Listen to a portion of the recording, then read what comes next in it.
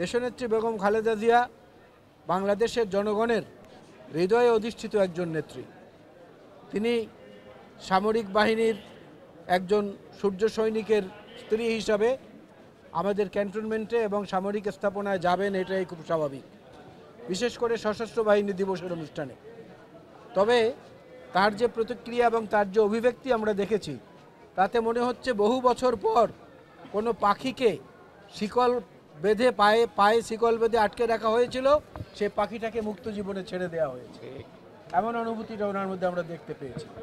তো আজকে এখান থেকে আমাদের পক্ষ থেকে আরেকটি কথা আমরা বলতে চাই আমাদের প্রতিরক্ষা বাহিনীর উদ্দেশ্য করে।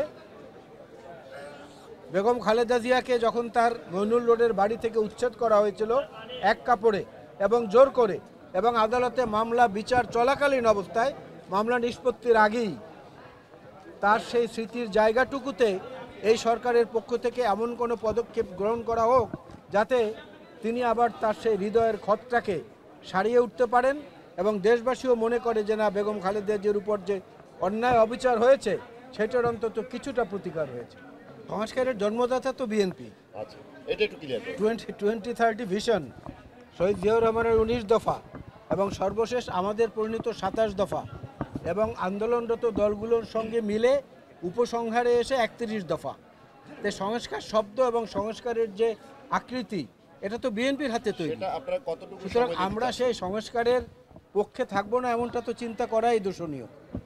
এই সংস্কারের মধ্যে এসে পরবর্তীতে যোগ দিয়েছে বৈষম্য বিরোধী ছাত্র আন্দোলনের সাহসী নেতারা এবং আজকের এই অন্তর্বর্তীকালীন সরকার। সুতরাং লক্ষ্য তো সবার এক, কিন্তু অন্তহীন সময় তো সেজন্য সংস্কারের জন্য নেওয়া উচিত হবে না। না, এটা দিনক্ষণ গুণে বলা যাবে না, এটা বাস্তব অবস্থা বলে দিবে। যেমন গতকালকে যে প্রধান নির্বাচন কমিশনার সহ অন্যান্যদের নাম ঘোষণা করা হয়েছে, এটা তো আমরা বলিনি, ওনারা করেছেন, এ তো বুঝলাম একটা পদক্ষেপ এগিয়েছে।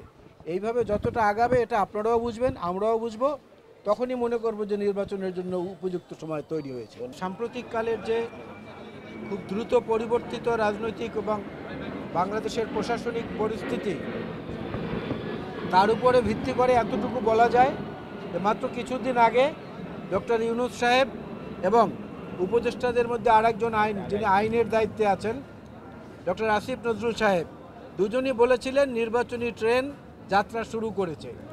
তো সেইটার একটা পদক্ষেপ আমরা কালকে দেখলাম যে হ্যাঁ, প্রধান নির্বাচন কমিশনার সহ আরও 4 জনকে ইতিমধ্যে নিয়োগ দেওয়া হয়েছে। আমরা ওনার উপরে এবং এই নতুন নির্বাচন কমিশনের উপরে আস্থা রাখতে চাচ্ছি। তবে আমাদের অনুরোধ থাকবে যে কথা কম বলে বেশি কাজ দিয়ে সেটা প্রমাণ করার চেষ্টা করা উচিত শুরু থেকেই। একটু কম কথা, একটু বেশি কাজ, তাহলে আমরা আশান্বিত হব যে না, যেটুকু বলেছেন এটুকু বাস্তবে আসলে দেখা যাবে।